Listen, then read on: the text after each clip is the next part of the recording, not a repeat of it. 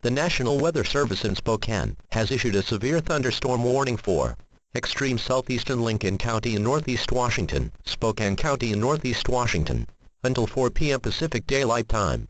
At 3:20 p.m. Pacific Daylight Time, National Weather Service meteorologists detected a severe thunderstorm capable of producing ping-pong ball-sized hail and damaging winds in excess of 65 miles per hour.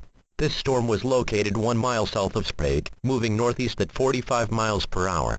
Locations impacted include Sprague, Fish Trap Recreation Area, Turnbull National Wildlife Refuge, Cheney, Spokane, Millwood, Spokane Valley, and Trentwood. For your protection, move to an interior room on the lowest floor of a building.